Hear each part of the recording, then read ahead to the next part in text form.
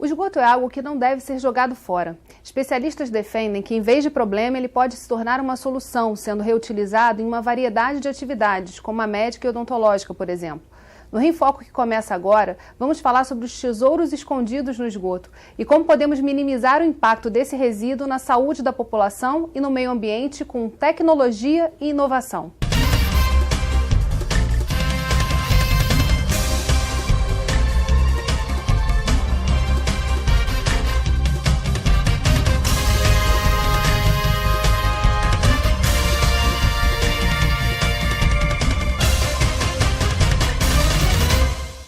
O Rio em Foco recebe o engenheiro civil, especialista em meio ambiente e construção sustentável, Márcio Santa Rosa, e o professor do Departamento de Recursos Hídricos e Meio Ambiente da Escola Politécnica da UFRJ, Isaac Volchan.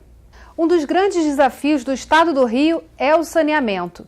Segundo o Instituto Trata Brasil, apenas 33,67% do esgoto do estado é tratado. Para o professor da Colômbia, Kartik Chandran, a solução para esse problema passa por um arranjo de vários atores e por um diálogo necessário entre quem implementa as políticas públicas e os acadêmicos. We are talking about just changing the way we look at sanitation, the way we train sanitary engineers, the way we train environmental engineers. This has to change as well. So we cannot really be teaching and practicing traditional wastewater treatment anymore. This needs to bring in elements of social sciences. This needs to bring in elements of microbiology, for instance. We can talk about bringing in architects, urban planners. Do we still need to think of this as a collection of typical traditional centralized wastewater plants? Can be functionalized? Can we bring this into buildings? Can we functionalize communities for not just wastewater treatment, but energy recovery and nutrient recovery? We need to start looking beyond traditional removal of particulate material, traditional removal of organic carbon, chemical oxygen demand, COD, BOD. We have to look beyond these because we are going to hit a limit with respect to how much improvement we can bring to water quality just by removing particulates, just by removing carbon. The next step, we have to start considering what to do with the nutrients. This is going to be a step up in terms of what we will achieve in terms of benefits to water quality.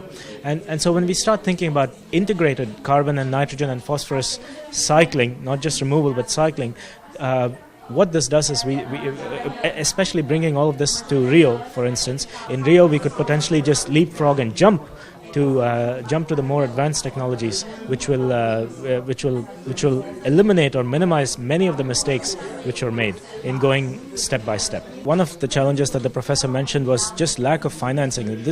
And so lack of financing is a real challenge. Utilities all around the world face lack of financing, challenges with financing, even in the most developed countries, even in the most affluent countries. The practitioners, the implementers, they need to look upon the researchers and academicians as resources. It works both ways. Unless there's a conversation, the implementers will not benefit from the most recent advances, the most leading edge advances in research. On the other hand, what could also be happening is that the researchers, they are not focusing on a very practical problem, and they go do something which is not very practically useful. And so this conversation has to start and continue, and it has to be sustained. Esse evento foi um evento da Colômbia, de um centro global que a gente tem no Rio de Janeiro, que estava comemorando seu aniversário, discutindo a questão das águas, do saneamento e das soluções tecnológicas que já existem, então, acontecendo pelo mundo. Mas existe uma expectativa muito grande entre juntar o que você tem de mais avançado na sociedade com a realidade, né, e as dificuldades práticas de se implementar esses projetos. O que a gente tem hoje no Brasil e no Rio de Janeiro em relação a tecnologias de tratamento do esgoto e aproveitamento desse resíduo? Tá, veja bem, vamos colocar assim, o que hoje a gente tem no Rio de mais avançado é mais ou menos proporcional àquilo, ou seja, anda par e passo, aquilo que a gente tem de convencional, né? Obviamente os países mais desenvolvidos, as sociedades mais desenvolvidas, que contam com maior quantidade de instalações convencionais, tendem a ter uma maior quantidade de instalações, vamos dizer assim, que buscam esses princípios de uma maior eficientização, uma maior sustentabilidade dos processos de tratamento de esgotos como um todo. Mas, por exemplo, a gente não pode esquecer que aqui na estação de tratamento de esgotos da Penha, que a SEDAI é responsável pela operação, eles lá promovem a produção de água de reuso, de uso de esgoto sanitário tratado. Que na estação de tratamento de esgotos de Alegria existiram, ou existem ainda, não sei te precisar, importantes processos piloto, instalações piloto, no sentido da conversão do lodo de esgotos em biodiesel. Ou seja, o Brasil como um todo, para te situar assim mais ou menos nessa perspectiva de quanto estaríamos aquém, ou pelo menos acompanhando essa evolução tecnológica, entre os anos 2005 e 2010, o governo federal desenvolveu uma rede de pesquisas importante dedicada à recuperação e ao aproveitamento de nutrientes dos esgotos, por intermédio da FINEP, da Agência de Inovação, a FINEP, né? E agora ainda está em desenvolvimento, a partir do ano 2010, uma outra rede de pesquisas que é dedicada ao aproveitamento de biogás dos esgotos.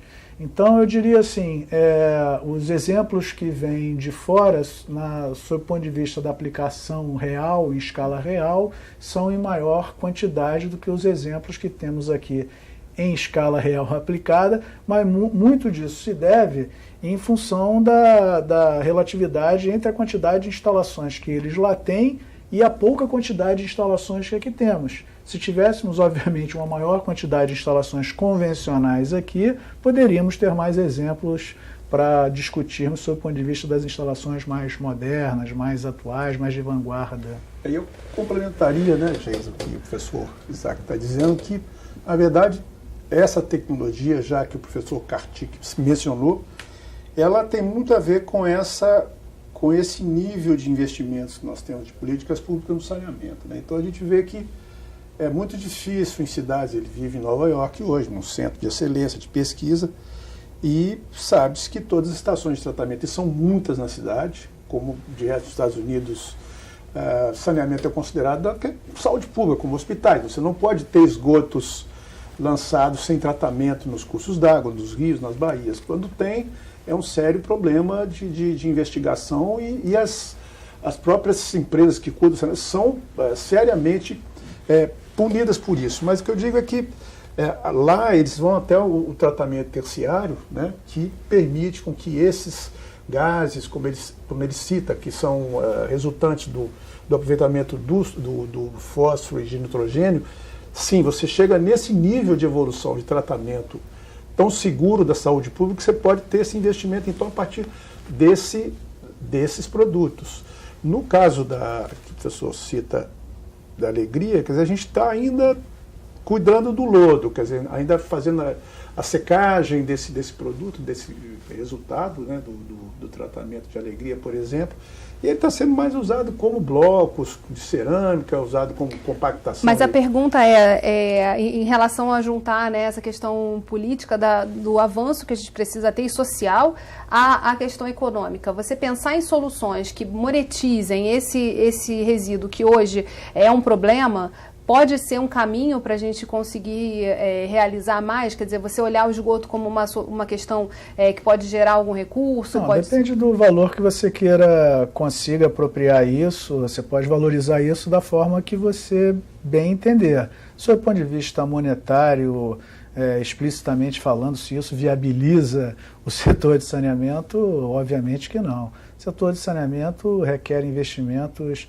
de enorme grandeza, né? A gente precisa investir algum número em torno de 12, 15, 18, 20 bilhões para resolvermos o problema do esgotamento sanitário da região metropolitana do Rio de Janeiro, e não será com aproveitamento energético de gás, qual seja o uso efetivo desse gás, não será com água de reuso, não será recuperando fósforo dos esgotos e outros benefícios que a gente possa ter com o lodo, aproveitamento para condicionador de solos. Não serão esses caminhos que nos permitirão viabilizar a implantação da infraestrutura pública de esgotamento sanitário. É um equívoco pensar isso. A gente pode traçar um paralelo pelo que acontece com resíduos sólidos, que é também considerado saneamento, né? Então a gente tem hoje, depois que uma das últimas gestões da Secretaria de Meio Ambiente conseguiu, pelo menos teoricamente, acabar com os lixões, nós tivemos uma série de aterros sanitários implantados na região metropolitana e muitos deles passaram a ser explorados por empresas privadas que tinham investimento no sentido da transformação dos gases ali em energia. O que a gente está falando, na verdade, é isso. Precisa de investimento público, enfim, ou a partir de parcerias público-privadas, mas precisa de investimento pesado para você resolver a questão, dúvida. Quer dizer, esse delay, esse problema que a gente coloca ali de 33% só ser tratado. Quer dizer, eu diria que o quanto essas ações puderem contribuir para a viabilidade econômica, financeira dos projetos de investimento, melhor.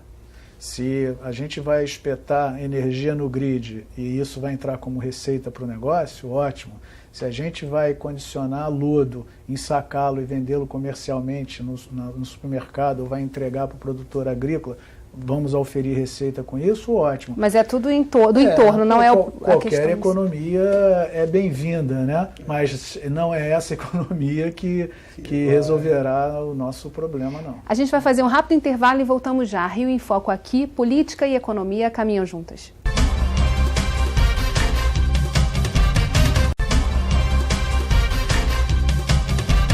Voltamos com Márcio Santa Rosa e Isaac Volchan. Um dos mais conhecidos cartões postais do estado do Rio, a Baía de Guanabara, recebe cerca de 70% de todo o esgoto sem tratamento produzido pelas cidades do seu entorno. Como alternativa para evitar que todo esse resíduo chegue à Bahia, foi apresentado no evento realizado na Associação Comercial do Rio de Janeiro o projeto piloto chamado Wetland, modelo descentralizado que trata a água da chuva e do banheiro e pode ser aplicado em comunidades localizadas na beira dos rios. Vamos ver. Our project is about a radical change in how we treat wastewater. Rather than bringing it outside the city and treating it in a large sewage plant, we say that we treat it right there where it's produced, next to the houses in the community. So there is no transport at all. So we collect rainwater, we collect the water from the bathrooms, and we bring it to a plant filter, which is the constructed wetland, which is treating the water. Then we store this water. It's a resource, as Mr. Karthik Chandran explained.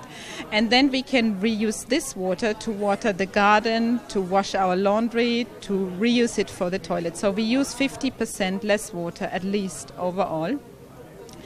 And so how can this be implemented? It's a process. So it's a process where we have to go into the community like Formiga, like Morro do Salgueiro, and we get into a sort of engagement with the people. We motivate them. They become part of the project, and they have water associations already. So these water associations become part of the project, and we see with the community which are the locations where this can be implemented and where we start, how it grows, all this, how much it costs, who is building it, who is maintaining it, the technical service, a small business in the community to take care of it. All this is a learning process.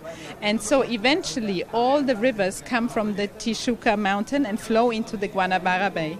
So Morro do Salgueiro, Morro da Formiga is on the way of these rivers. So each one helps a little bit to clean the bay.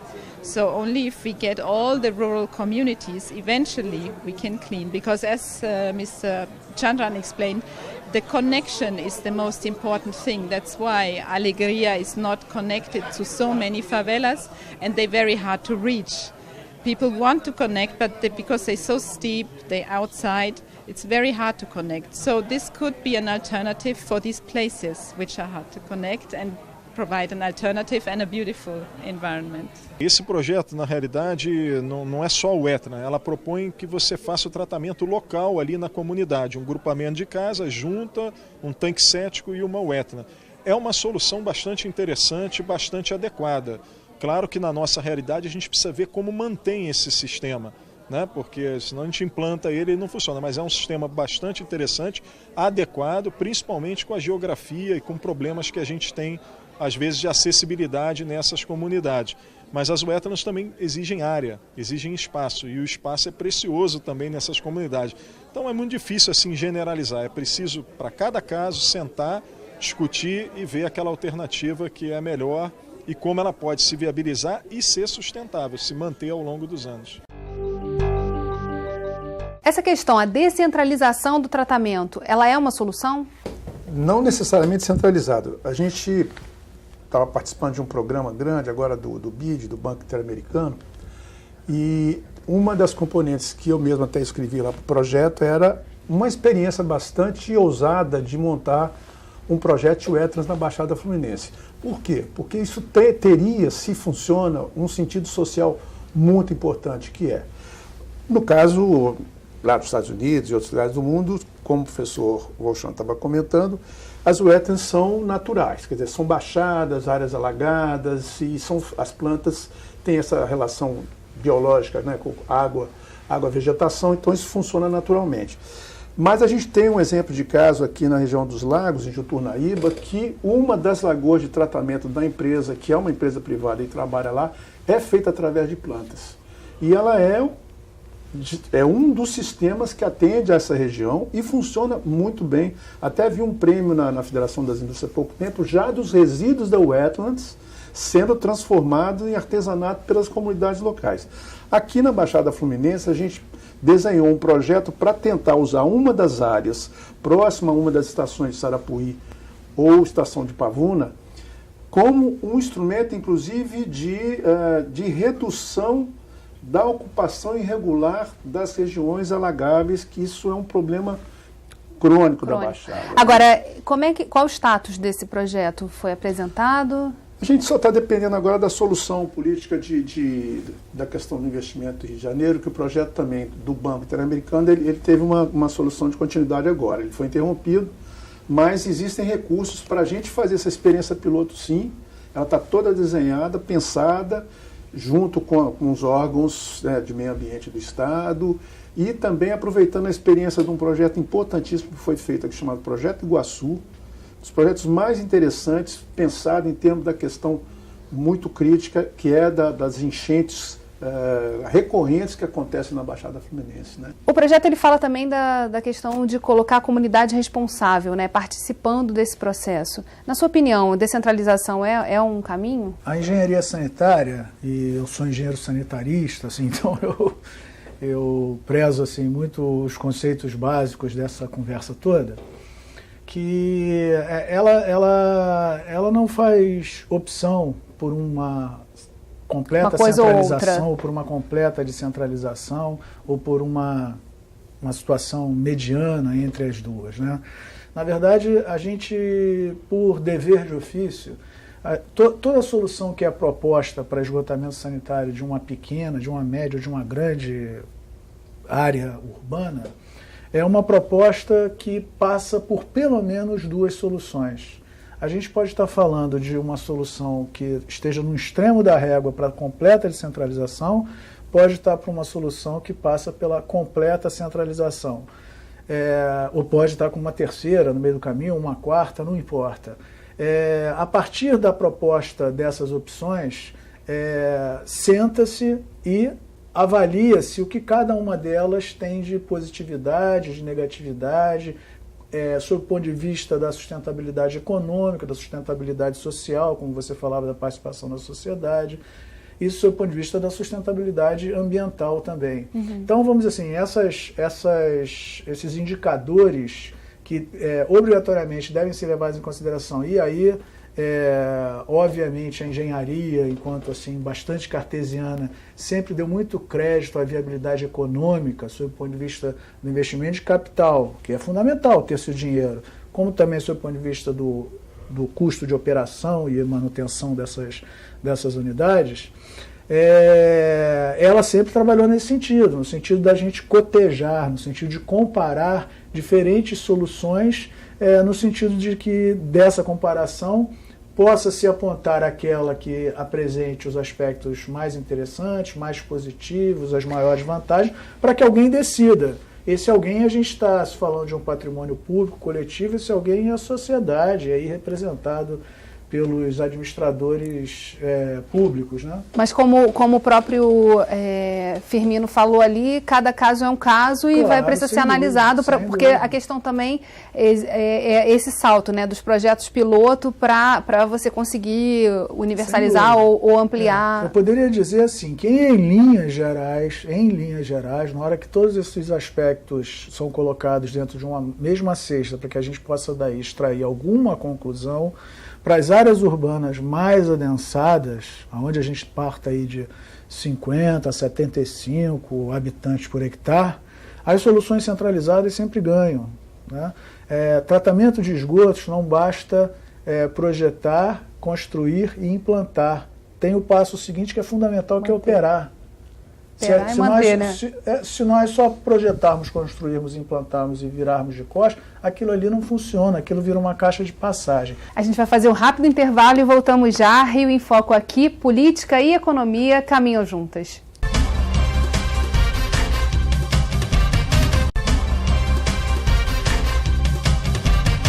Como envolver outros setores no debate de soluções para o saneamento? Na área da saúde, por exemplo, as consequências negativas são facilmente apontadas, o que fortalece a importância de discutir novos modelos. Existem doenças ligadas à falta de saneamento básico, né? Então, isso está diretamente ligado a uma questão de saúde pública. Se eu não tenho saneamento básico, eu tenho proliferação de determinadas doenças, inclusive algumas que a gente está dando prioridade a elas. Dengue, por exemplo, é uma dessas questões, está ligada a saneamento básico, está ligada a acúmulo de água em locais onde ele não deveria estar acontecendo. Então, essa é a prioridade e a importância da discussão. Existem questões locais de resolução de saneamento básico que nos interessam justamente por conta dessas ocupações irregulares não permitirem uma questão de saneamento básico mais macro. Então, acho que a saúde está junto dessa mesa no sentido de colaborar e de solicitar ajuda para as questões locais que nós já temos mapeadas. O que eu acho que é interessante, até retomando a discussão sobre a questão das comunidades, no momento que o professor Kartik e o pessoal do Os Arquitetos, eles provocam uma certa inquietação na gente, no sentido que a gente tem um problema crônico que é resolver a questão do esgotamento nas comunidades de baixa renda, em áreas de difícil acesso, nas favelas e tal. Essa condição ao tratamento de esgoto é raro, e ele se mistura com a questão do lixo, as pessoas acabam não se importando, porque elas não se sentem incluídas no planejamento de políticas públicas dessa área na cidade. Então, isso até mesmo nas favelas consideradas da Zona Sul e tudo mais. Mas a Eva, que falou pelo Os Arquitetos, eles têm uns desenhos muito interessantes. Eles fizeram um trabalho, por exemplo, levantando a possibilidade de implantação de wetlands, que precisa sempre de áreas, como o professor falou, no Morro da Formiga, no Morro do Salgueiro, na Cidade das Pedras e tudo mais. De qualquer forma, se achasse uma solução, se agora a gente, participando da Subsecretaria de Planejamento e Gestão da Prefeitura, que seria muito interessante, nos perguntarmos sobre a possibilidade de fazer alguns pilotos nessas áreas como soluções, eu não diria nem descentralizadas, né, professor? Porque, na verdade, você depois vai ter que pegar esse esgoto, se ele não é totalmente resolvido ali, e canalizar ele para um tronco coletor que vai levar para o sistema central.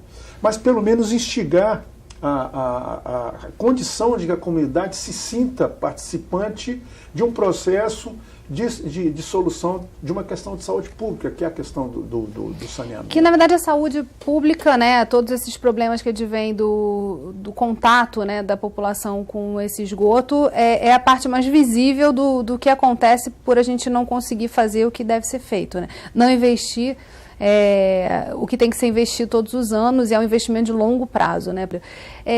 Qual o desafio hoje, assim, pensando para frente, de mobilização dos municípios e de governança também dessa questão? Como é que você inclui os atores e como é que você coloca também o pessoal da saúde dentro da discussão, outros setores que precisam estar envolvidos, os urbanistas, arquitetos, para a gente poder ajudar a resolver essa questão?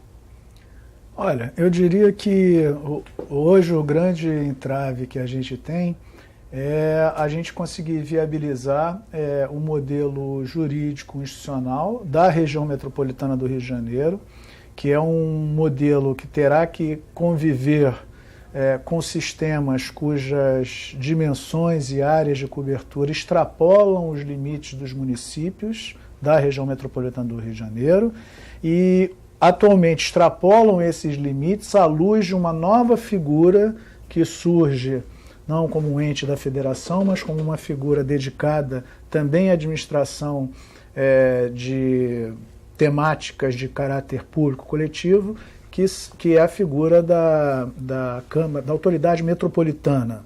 Né? Então, o Estatuto das Metrópoles ele está aprovado. O Rio de Janeiro já conta com uma instituição dedicada a esse arranjo metropolitano.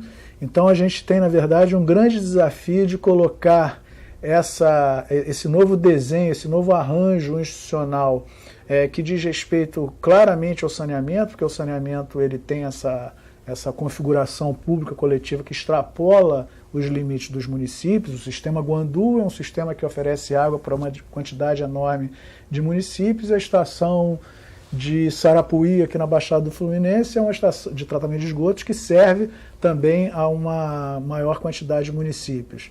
Então, a figura desse arranjo institucional, enquanto concedente da prestação dos serviços.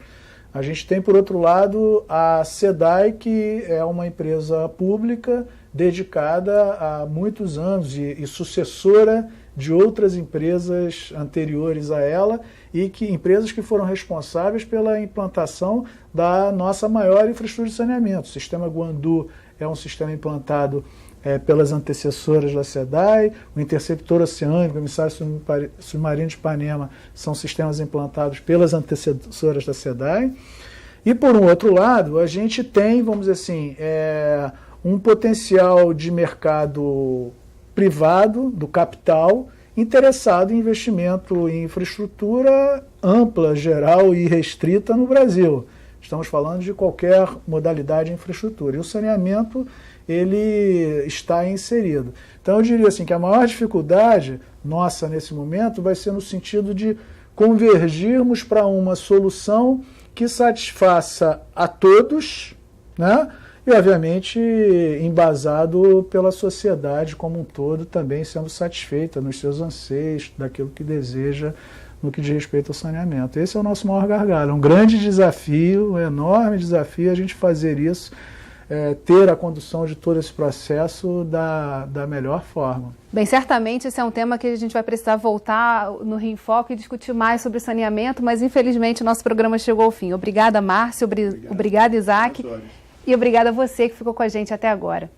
A gente se vê no próximo programa e aproveita e segue a gente nas redes sociais, Facebook, Instagram e Twitter. Você também pode enviar dúvidas e sugestões para rioemfoco@lerge.rj.gov.br ou para o nosso WhatsApp 21 98990 4709. TV Alerj, o canal do povo fluminense. Até a próxima.